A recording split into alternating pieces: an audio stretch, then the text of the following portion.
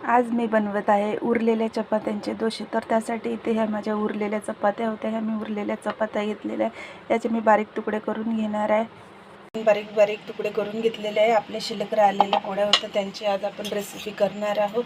इथे थोडासा आपल्याला रवा टाकून घ्यायचा आहे। इथे मी याच्यामध्ये थोडासा रवा टाकून घेत आहे आणि 2 चम्मच आपल्याला इथे दही टाकून घ्यायचं आहे। मी इथे दही टाकून घेत आहे। त्याचप्रमाणे आपल्याला याच्यामध्ये थोडीशी साखर घालून घ्यायची आहे।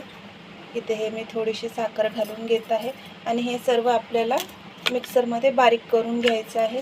आता मी याला बारीक करून घेत आहे। हे इथे असं बारीक केलेलं आहे। आपण याच्यामध्ये थोडंसं पाणी घालून घेऊ। याच्यामध्ये आपण थोडं पाणी घालून घेऊ म्हणजे थोडं आपल्याला बारीक चांगलं व्यवस्थित करता येईल।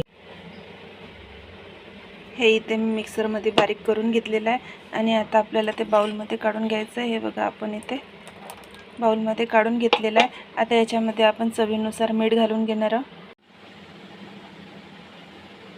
याच्यामध्ये मी मीठ घालून घेत आहे।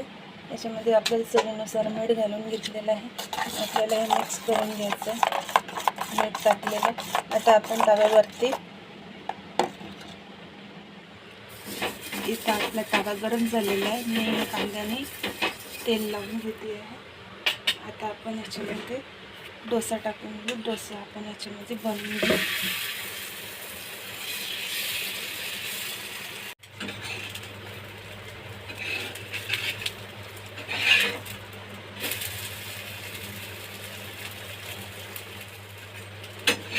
हे इथे आपले मस्तपैकी छानपैकी असे डोसे तयार झालेले आहे।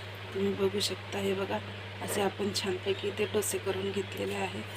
मस्त उरलेल्या पोळ्यांचे आपण डोसे तयार करून घेतलेले आहेत। तर इथे मी अशापैकी उरलेल्या पोळ्यांचे डोसे बनवून घेतलेले आहे। हे बघा किती छान दिसत आहे।